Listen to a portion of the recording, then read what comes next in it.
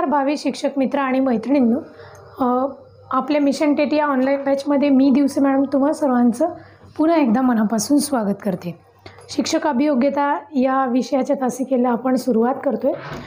तत्पूर्वी आधीच्या तासिकेमध्ये शिक्षक अभियोग्यतेमध्ये काय काय पाहिलं, 1 ते 2च टॉपिक मानसशास्त्रामधून राहिलेत आपले।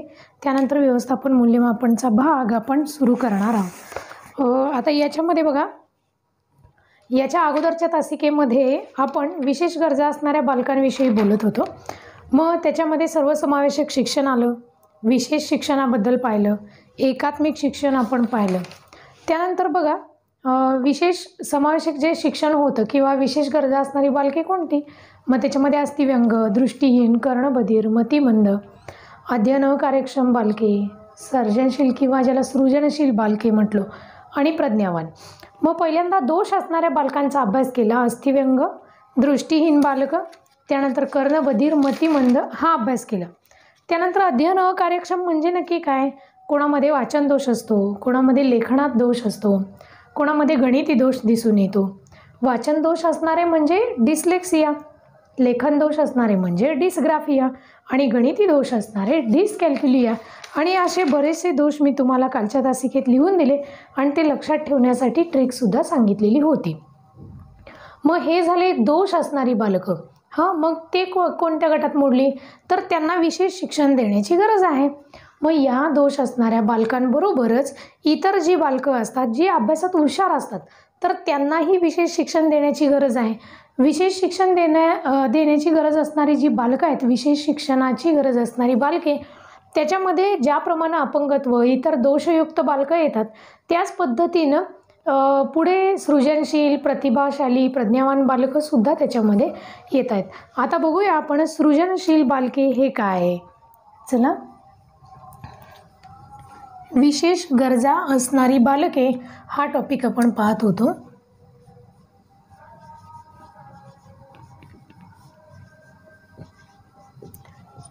विशेष गरजा असणारी बालके,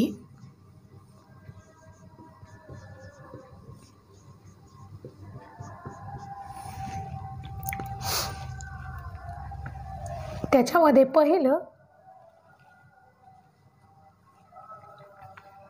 पहिले काही पॉइंट्स पाहिलेले आहेत।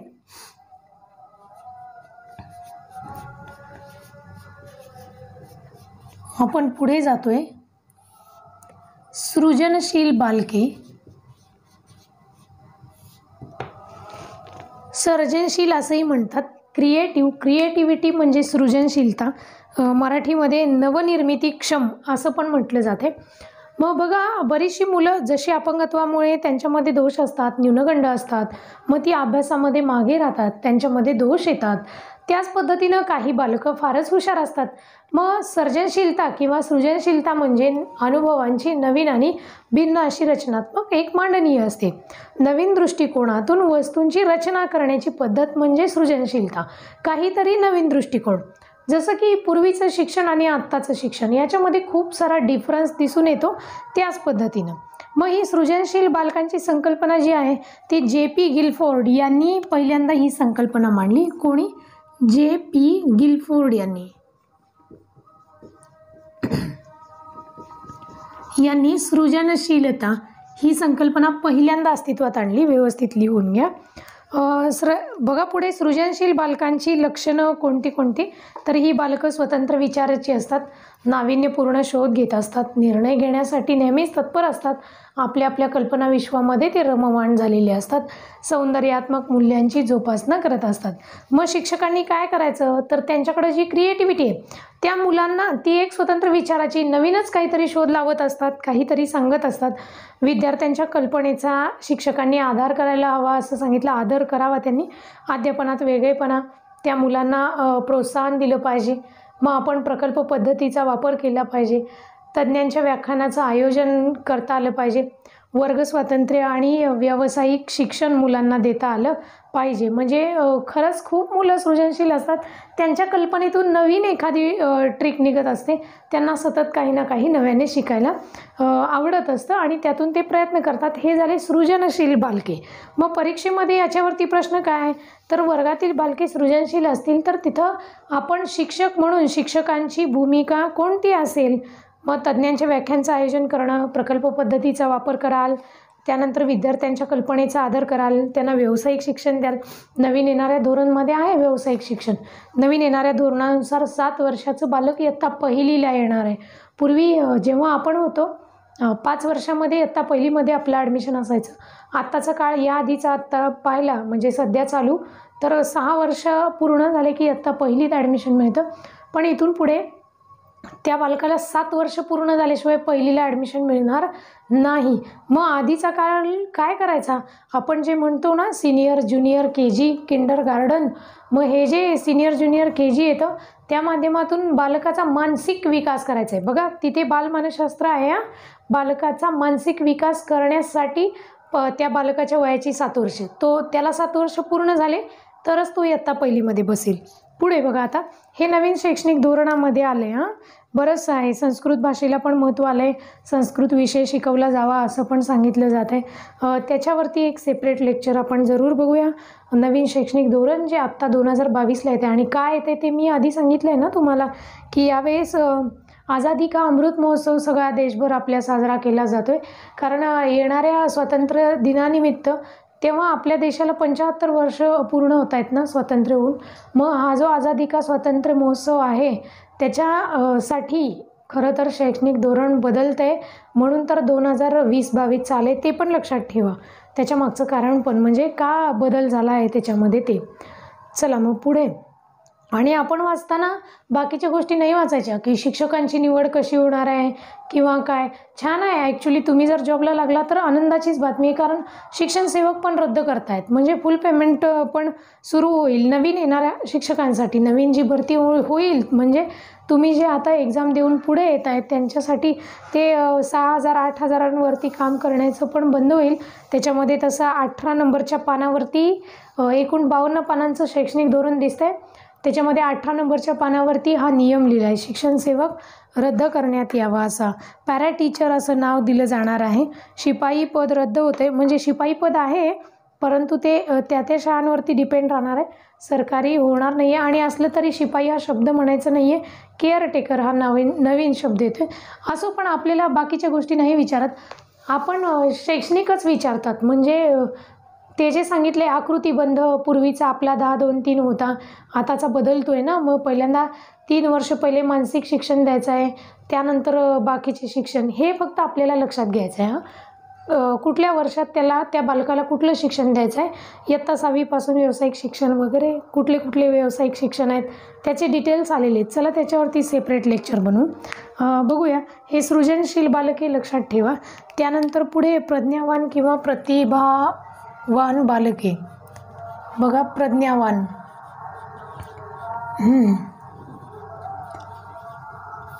प्रज्ञावान बालके याच्यामध्ये काय आहे बघा. ही जी प्रज्ञावान बालकं असतात यांचा बुद्ध्यांक 180हून अधिक असतो असं म्हटलं जाते.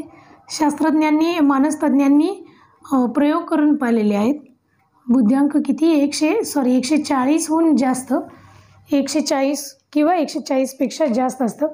मग टर्मन यांनी संशोधन केले हे. त्यांचं मत होतं प्रतिभाशाली बालके ही शरीराची ठेवण, सामाजिक समायोजन, व्यक्तिमत्व, अभिरुची इत्यादी बाबतीत सामान्य विद्यार्थ्यांपेक्षा थोडीशी वेगळी. आता आपल्या वर्गात 30 विद्यार्थी आहेत तर त्यातले काही खूपच ॲक्टिव्ह असतात, पटापट सगळ्या बेसिक कन्सेप्ट क्लिअर असतात. मग आपण त्यांच्यासाठी स्पर्धा परीक्षेचं नियोजन करतो. मंथन असेल, मंथनसारखे स्पर्धा परीक्षा, NMSच्या आहे, स्कॉलरशिप आहे, या MTSच्या परीक्षा वगैरे, महाराष्ट्र टॅलेंट सर्च वगैरे या परीक्षांसाठी या मुलांना आपण पुढे प्रोत्साहित करणं गरजेचं असतं. कारण त्यांच्या तितक्या ॲक्टिव्हिटी त्यांच्या तेवढ्या क्षमता परिपूर्ण असतात. कोणत्याही क्षेत्रातली सर्वोत्तम कामगिरी करणारा बालक म्हणजे प्रतिभाशाली बालक, प्रज्ञावान. तो अभ्यासात हुशार असतो, त्याच्याकडं स्टेज डेअरिंग असतो, तो वक्तृत्व करू शकतो, हस्ताक्षर चांगला असतो, एखाद्या विषयावरती मनोगत व्यक्त करता येतं त्या विद्यार्थ्याला, त्यांच्याकडं आत्मविश्वास जास्त असतो, आकलन क्षमता त्यांची तीव्र असते, सांगितलेल्या गोष्टी लक्षात राहतात, जिज्ञासूपणाने खूप सारे प्रश्न विचारत असतात, त्यांची वाचनाची गती अधिक असते, निर्णय घेण्याची क्षमता असते, चौकस वृत्ती असते आणि शिकण्याचा उत्साह भलताच असतो. बघा, मग याच्यावरती उपाय म्हणून आपल्याला स्वयं अध्ययनाची संधी द्यायची. म्हणजे एखादा विषय द्यायचा आणि त्याला त्याच्यावरचं मत लिहायला सांगायचं. ग्रंथालयाचा वापर जास्तीत जास्त करायला त्याला प्रोत्साहित करायचं, कारण तो ऑलरेडी प्रतिभाशाली आहे. इतर मुलांसारखे त्यांना बेसिक शिकवावं लागणार नाही, ऑलरेडी त्याचं झालं आहे. मग त्याला इतर पुस्तकं वाचायला लावणे, मग प्रकल्प पद्धतीचा वापर करणे, वर्गात मत मांडण्यासाठी त्यांना अधिक प्रोत्साहित करणे, वेगवेगळ्या उपक्रमांचं आयोजन करायचं. जसं की विज्ञानाचं प्रदर्शन असतं, टाकाऊपासून टिकाऊ वस्तू बनवणे असतं, कार्यानुभव, कला, याच्यामध्ये स्पर्धा परीक्षा सगळ्यात महत्त्वाची. समस्या निराकरणासाठी चालना द्यायची, त्यांच्यासमोर एखादी समस्या निर्माण करायची आणि त्यांना ते सोडवायला लावायचं. समस्या म्हणजे कसली आता, तर उदाहरणार्थ एक शब्द कोडं दिले, त्याला विचार करायला लावायचा आणि प्रोत्साहनपर बक्षिसंसुद्धा द्यायची. मग आता हे बघा, हे जे सांगितले तर आपल्याला विशेष गरजा असणारी बालकं कोणती आणि त्याच्यामध्ये आपल्या शिक्षकांची भूमिका काय आहे याच्यावरतीच उपयोजनात्मक प्रश्न राहतात. मग याच्यासाठी बघा, अजून एक मुद्दा आपल्याला शिकायचा आहे. सुरुवात करताना सर्वसमावेशक शिक्षण आहे, विशेष शिक्षण आहे आणि एकात्मिक शिक्षण आहे. हा भाग आपण बघितला आहे. मग यानंतर हे जे पॉईंट्स राहिले होते 2-3 ते आपण कव्हर केले. यानंतर पुढे बघा आपल्याला काय शिकायचं आहे, तर पूर्व शिक्षण. पूर्व शिक्षण काय आहे, पूर्वशालेय शिक्षण आता काय आहे ते. जन्मापासून ते 2 वर्ष शैशवावस्था असते, 3 ते 6 वर्ष आपण पूर्व बाल्यावस्था म्हटलो. मग या काळामध्ये विद्यार्थ्यांना त्यांच्या अनुभवानुसार आपल्याला शिक्षण द्यायचं आहे. मग मानसिक, भावनिक आणि शारीरिक विकास आपल्याला घडवून आणायचा असतो. वयाच्या 6 वर्षापर्यंत मेंदूचा त्याच्या 80% भाग विकसित होतो. मग नवीन धोरणानुसार वयाच्या 7व्या वर्षी ते बालक पहिलीत जाणार आहे. मग इतक्या वर्ष काय करणार आहे, तर आपल्याला त्याचा मानसिक, भावनिक विकास करायचा आहे. मग आपले विद्यार्थी असो किंवा आपली स्वतःची मुलं असो. आता पूर्वशालेय शिक्षणाची खरंच आता कन्सेप्ट क्लिअर होत जाईल, कारण या आधीचं जे शिक्षण होतं आपल्या वेळीसुद्धा काही जण अंगणवाड्यांमध्ये, आता अंगणवाडीचं फॅड जरा जास्तच निघालं आहे, बालवाडीमध्ये आपण जात होतो, त्यानंतर इयत्ता पहिलीला गेलो. काही जण तर ते बालवाडी वगैरे शिकलेच नाही आहेत, आपण डायरेक्ट पहिलीत येऊन बसलो. इयत्ता 5वीमध्ये पहिल्यांदा ABCD लिहायला शिकलो, बरोबर ना. मग आता काय सिनियर KG, ज्युनियर KG आलं आणि त्याच्या माध्यमातून ही जी बालकं आहेत ते ऑलरेडी अगदीच लहान वयामध्ये ABCD वगैरे शिकत आहेत. पहिलीच्या मुलांना अभ्यासक्रमात इंग्रजी विषय आला, बरीचशी मुलं छान वाचनसुद्धा करून दाखवत आहेत शब्दांचं. मग हे जे पूर्वशालेय शिक्षण आहे, म्हणजे जुन्या पद्धतीमध्ये शिक्षणाच्या त्याचा जास्त समावेश नव्हता, परंतु आत्ता नवीन शैक्षणिक धोरण येते, त्याच्यामध्ये पूर्वशालेय शिक्षणावर भर हा द्यावाच लागणार आहे. भर द्यावा लागणार आहे म्हणजे काय, तर इयत्ता पहिलीमध्ये 7 वर्षाचं बालक जाईल, 7 वर्ष पूर्ण असलेलं, मग त्या 7 वर्षात पूर्वशालेय शिक्षण देणं गरजेचं. त्याच्या मेंदूचा 80% विकास तिथंच होणार आहे. त्यांच्या ज्ञानेंद्रियांना चालना मिळवून द्यायचं काम आता आपलं आहे. म्हणजे समजा आपण पालक असू तर आपल्या पाल्यांच्या, आपल्या मुलांच्या बौद्धिक विकासाला चालना द्यायचं काम आपलं आहे, बरोबर. मग याच्यामध्ये पूर्वी बोधात्मक विकास चांगला होण्यासाठी पूर्वशालेय शिक्षण परिणामकारकरित्या मिळणं गरजेचं आहे असं सांगितलं जात होतं. मग पूर्वशालेय शिक्षण म्हणजे काय काय आहे त्याच्यामध्ये मी थोडक्यात सांगते. बघा, हा मुद्दा आधी. पूर्वशालेय शिक्षण ज्याला आत्ता खूप महत्त्व येते, पूर्वशालेय शिक्षण बघूयात याच्यामध्ये काय आहे.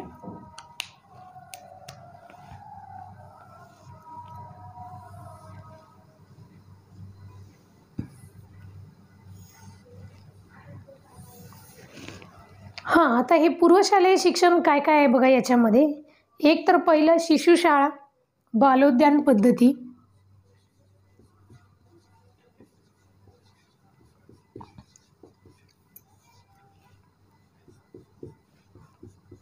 शिशुशाळा,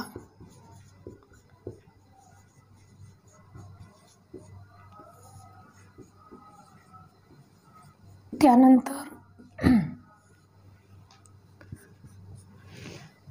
बालोद्यान पद्धती एक आहे, त्यानंतर मॉन्टेसरी आहे, नूतन बाल शिक्षण होतं, बालवाडी होतं, मॉन्टेसरी, नूतन बाल शिक्षण,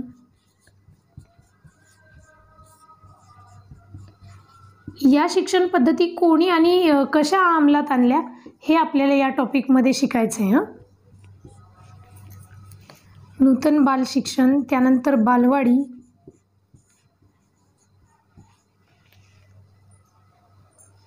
अंगणवाडी, पाळणा घर वगैरे.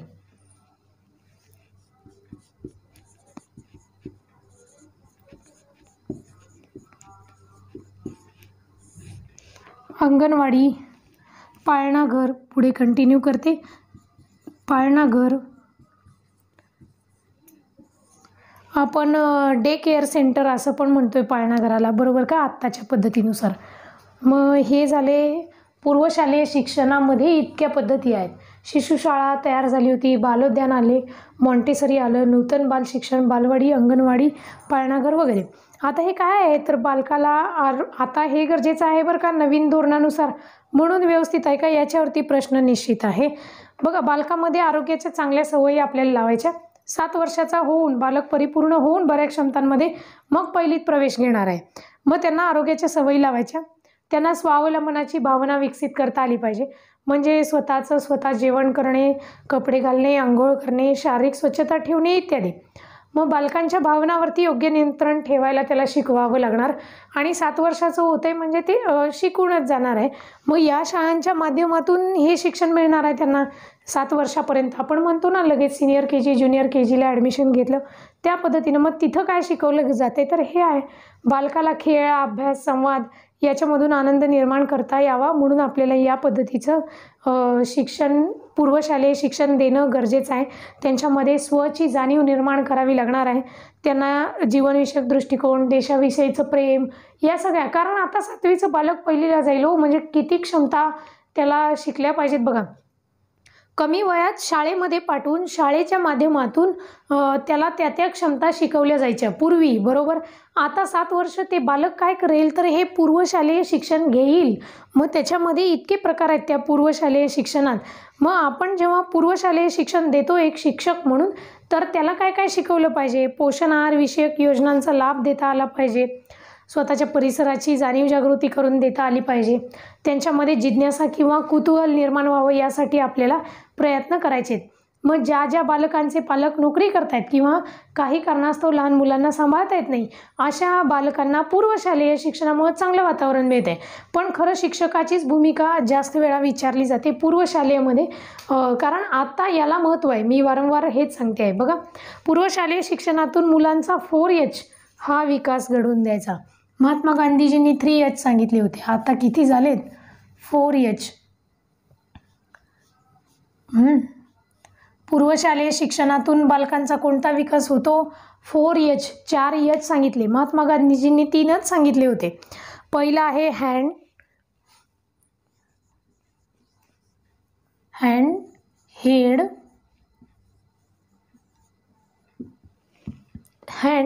हेड, हर्ट आणि आत्ता नवीन ॲड झालेला हेल्थ.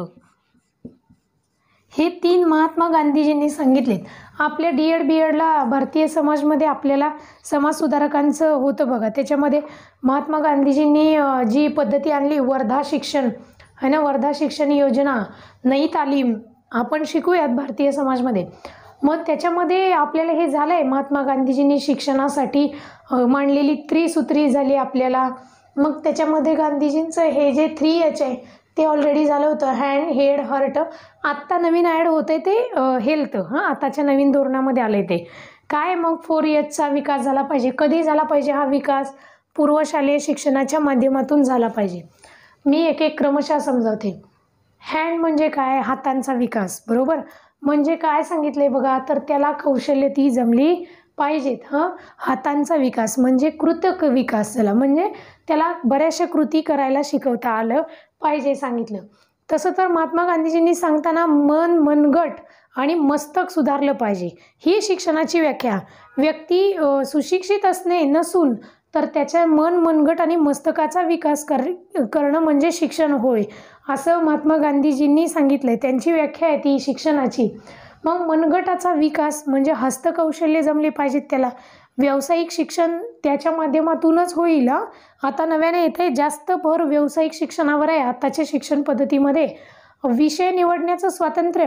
आपण बघा 11वी 12वीला गेलो की विषय निवडायचो. मला फिजिक्स, केमिस्ट्री बरोबर बायोलॉजी घ्यायचं आहे, मॅथमॅटिक घ्यायचं आहे, किंवा मी आर्ट्सला जाईन, मला कलांमध्ये आनंद आहे, मी बँकिंगसाठी मी कॉमर्सने जाईन, गणितामध्ये आवड आहे. तर हे आपण 11वीत निवडलं. पण इथून पुढे 6वीपासून त्यांना व्यावसायिक शिक्षण निवडण्याचं स्वातंत्र्य दिलं. म्हणजे यच म्हणजे हँड, हात म्हणजे मनगट, मनगटाचा विकास, जो की गांधीजींनी पहिल्यांदा सांगितलं.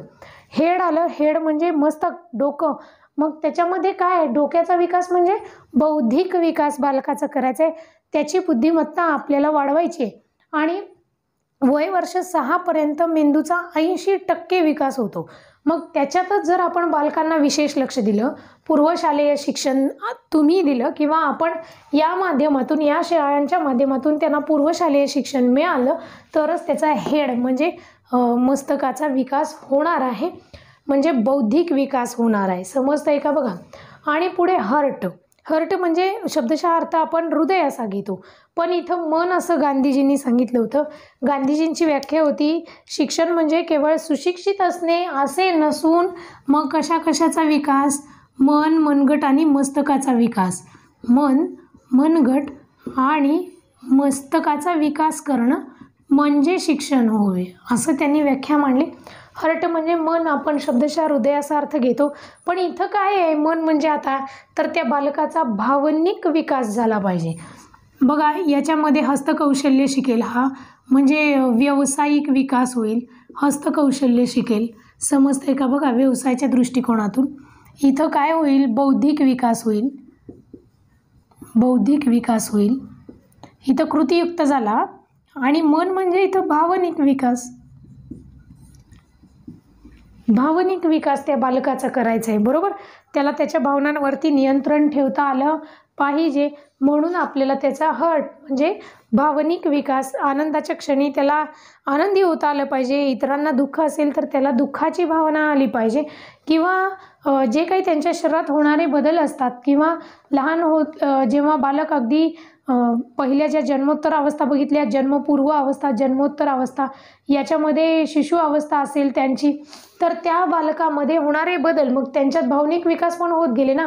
चिडचिडेपणा, किंवा आपण बऱ्याचदा बघितलं की काही बालकांना काय 2 जर का भावंड असतील तर आपली खेळणी त्यांना द्यायला नाही आवडत. मग त्यांच्यामध्ये अशा पद्धतीने भावना हळूहळू विकसित होत जात असतात. काही वेळा मित्रपरिवाराबरोबर ते गट करून राहतात किशोरावस्थेमध्ये, बाल्यावस्थेमध्ये, तर पुढे जाऊन ते गट कुठेतरी विस्कळीत होताना दिसत आहेत. मग बालकांचा भावनिक विकास हा आपल्या हातात आहे, कारण 7 वर्षापर्यंत बालक हे पूर्वशालेय शिक्षण घेणार आहे, ते पहिलीमध्ये येणार नाही. पुढे बघा, आता नवीन ॲड झाला 4था एच, हेल्थ म्हणजे आरोग्य. आता कोविडसारखे आपण कालावधी बघितले, मग पेंडेमिक कंडिशन कोणत्या पद्धतीची तयार झाली, त्यामुळे शिक्षणावर झालेला परिणाम सर्वांनाच याची जाणीव आहे. मग याच्यामधून बघा, आरोग्याला आता जास्त महत्त्व दिलं जाते आणि इथून पुढे दिलं जाणार आहे. मग नवीन धोरणाच्या माध्यमातून हेल्थ पण महत्त्वाचा मुद्दा आला आहे. आरोग्य, बालकांच्या आरोग्याकडे विशेष लक्ष देता आलं पाहिजे, जेणेकरून त्यांना स्वतःच्या आरोग्याची काळजी घ्यायला शिकवता आलं पाहिजे. त्याचबरोबर आरोग्याचं महत्त्व पटवून देता आलं पाहिजे. शालेय पोषण आहार त्यांना योग्य तो मिळावा, त्याचा लाभ त्यांना घेता यावा. पोषण आहार म्हणजे काय आणि त्याची आवश्यकता आपल्याला त्यांना हेल्थ या मुद्द्यातून समजावून द्यायची आहे आणि त्यानुसार त्याच्यामध्ये बदल झाला पाहिजे. मग हे पूर्वशालेय शिक्षणाचं महत्त्वाचं वैशिष्ट्य आहे. कशासाठी महत्त्व आहे हे पूर्वशालेय शिक्षणामध्ये? 4H म्हणजे या 4Hचा आपल्याला विकास करायचा आहे. Hand, head, heart and health, हा 4था मुद्दा आला आहे हेल्थ नावाचा. बरोबर, लक्षात राहील का हो? लक्षात ठेवा, 3Hच आपल्या लक्षात आहेत, 4H नाही आहे ना. 4था हेल्थ आला आहे. हे जे ऑप्शनल म्हणजे एक्स्ट्रा जे आलं नवीन काहीतरी अपवादात्मक वगैरे, तर अशा गोष्टींवरती विशेष भर दिला जातो, विशेष प्रश्न विचारले जातात. मग याच गोष्टी जास्त करून लक्षात पण ठेवायच्या. चला मग त्यानंतर बालकांना खेळ, चित्रकला, संगीत, रंगकाम यांच्यामधून पण चालना आपल्याला द्यायची. हे 4 विकास म्हणजे एकंदरीत ज्याला आपण सर्वांगीण विकास बालकाचा करणं, शारीरिक, मानसिक, भावनिक, सामाजिक या पद्धतीचे सर्वच विकास आपल्याला करायचे आहेत आणि त्यामुळं पूर्वशालेय शिक्षणावरती भर दिला जातोय. मग बालकांना पोषक आहार द्या, आरोग्याविषयी शाळांमधून लसीकरण मोहीम आयोजित केली जाते. शाळांमध्ये वैद्यकीय तपासण्या वारंवार, नेत्र तपासणी असते, इतर तपासण्या केल्या जातात आणि ते करणं गरजेचं सुद्धा आहे. आता आपण एक एक टप्पा बघत जाऊया. मी शिशुशाळा म्हणजे काय, कुणी सुरू केली सांगते. मॉन्टेसरी, नूतन बाल शिक्षण, बालवाडी, अंगणवाडी अशा पद्धतीनं सांगूया. त्यानंतर ज्ञानरचनावाद थोडासा सांगायचा आहे. त्यानंतर बघा आपले लिहून दिलेले टॉपिक बघत राहा. तुम्हाला जर एक्स्ट्रा पॉईंट कुठे वाटला तर जरूर मेसेज करून कळवा, आपण त्याला याच्यामध्ये समाविष्ट करून घेऊया.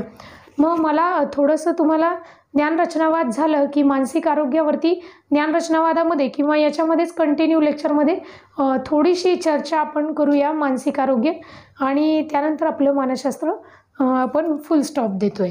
चला मग एक एक क्रम बघायचा. शिशुशाळा पहिली.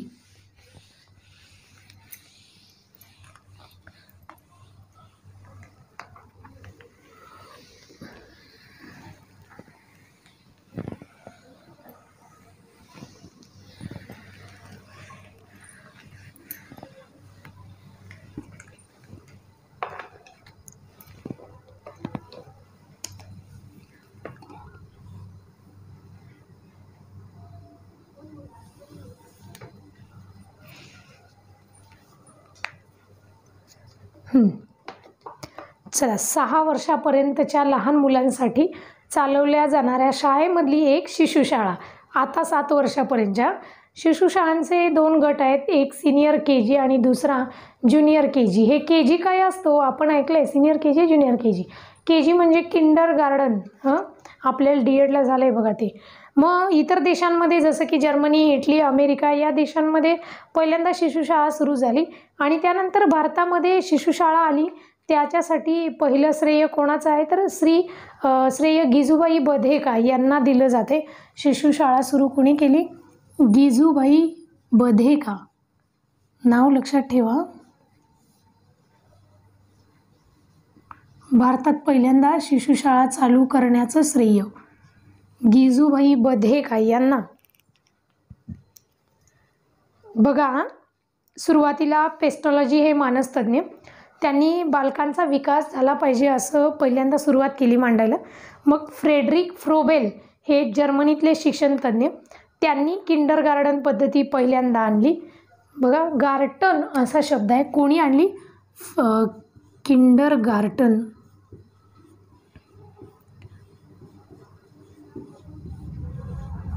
किंडर गार्टन त्याला आपण KG असं म्हणतो. सिनियर KG, ज्युनियर KG ही पद्धती पहिल्यांदा कोणी आणली? Friedrich Froebel. फ्रेडरिक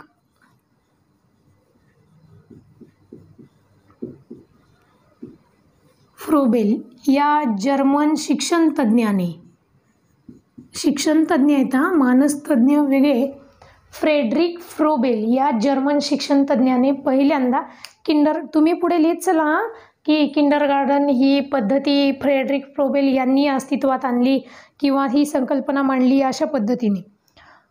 आता बघा त्यांनी काय केलं होतं तर 1837मध्ये ब्लॅकेनबर्ग नावाचं जे गाव होतं तिथं जगातली पहिली बालोद्यान शाळा. बालोद्यान म्हणजे किंडर गार्डन म्हणजे ते बालोद्यान शाळा आहे. बघा की गार्टन उद्यान असं, किंडर म्हणजे लहान मुलांसाठी असणारं, म्हणून त्यांना बालोद्यान पद्धतीचा जनक असं पण म्हणतात. 1837 ब्लॅकेनबर्ग या गावी जगातली म्हटले. त्यामुळे मुद्दा लिहून घेऊया आपण. 1837मध्ये ब्लॅकेनबर्ग येथे, 1837मध्ये ब्लॅकेनबर्ग या गावी, ब्लॅकेनबर्ग येथे जगातील पहिली बालोद्यान शाळा.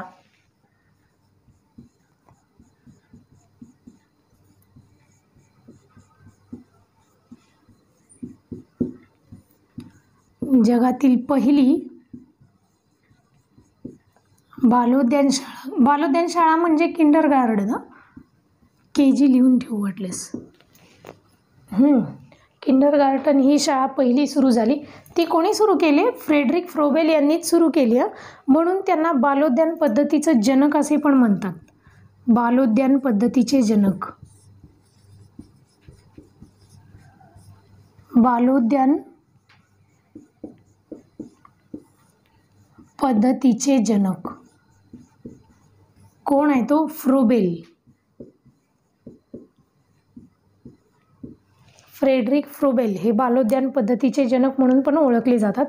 मग शिशुशाळांमध्ये शिक्षण कसं असावं यासाठी त्यांनी खूप सारी पुस्तकं लिहिलेली आहेत. ते म्हणतात की लहान मुलांची मनं म्हणजे बीजाप्रमाणे असतात आणि त्यातून उगवलेल्या लहानशा कोवळ्या रोपट्याप्रमाणे ती असतात.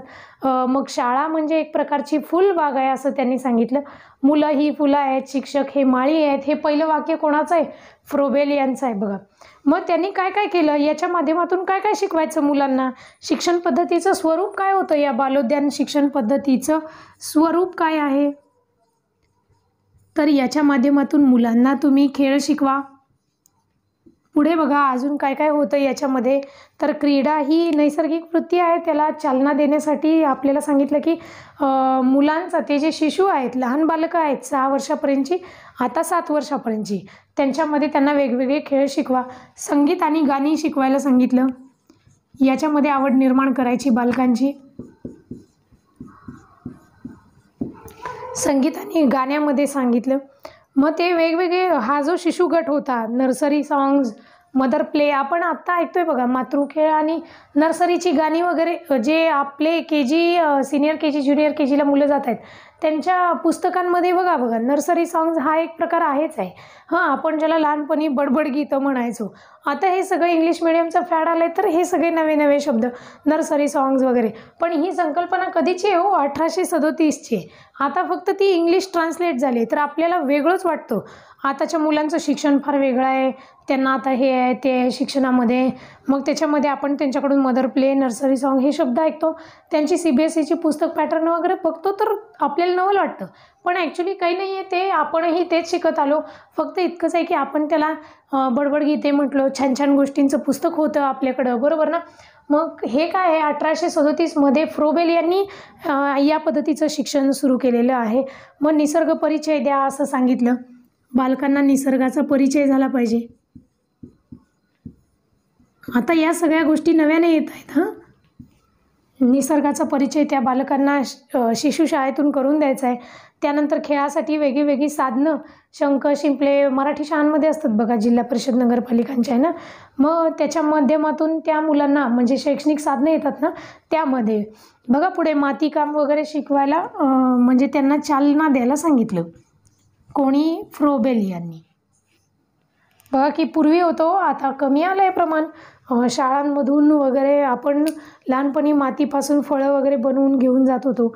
मग बालोद्यान पद्धतीमध्ये फ्रोबेलने स्त्रियांना शिक्षिका म्हणून जास्त प्राधान्य द्यायला सांगितलं.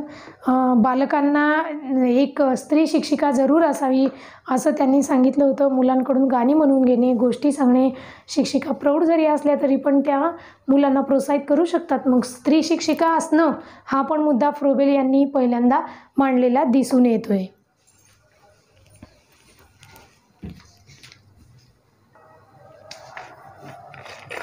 चला मग पुढे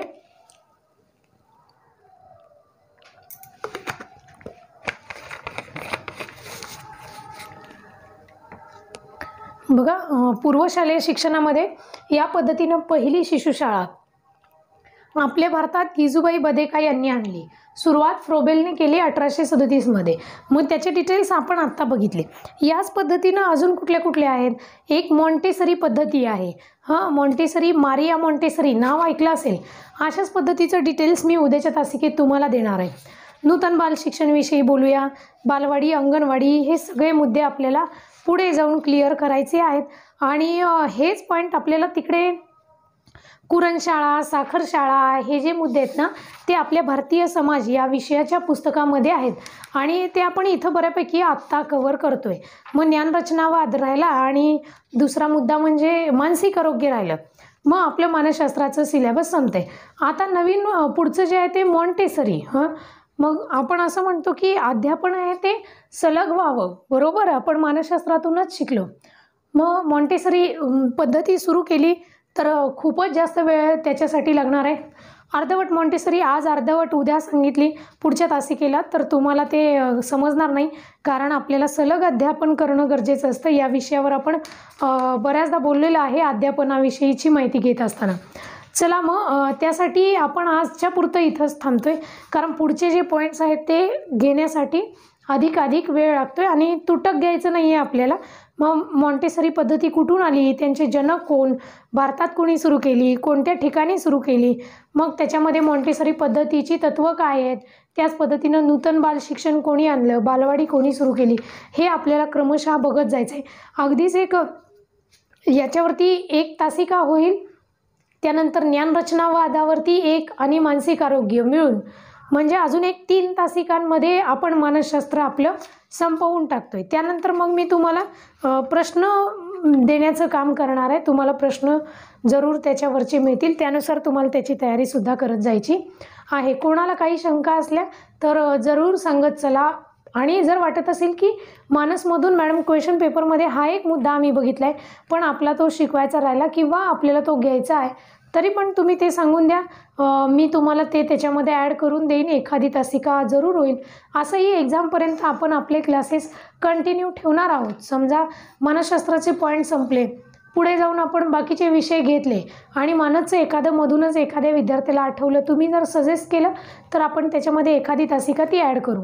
त्यानंतर मला नवीन शैक्षणिक धोरणावरती एक तासिका घ्यायची आणि गणितामधलं 1-2 विद्यार्थ्यांसाठी संभाव्यता आणि अंकगणिती श्रेणी नव्याने सिलेबसमध्ये आलेले 2 घटक मी स्वतः घेणार आहे. चला तर मग अभ्यास करत राहा. आजच्या पुरतं मी इथंच थांबते. तोपर्यंत तुम्हा सर्वांना अभ्यासासाठी शुभेच्छा देते. धन्यवाद.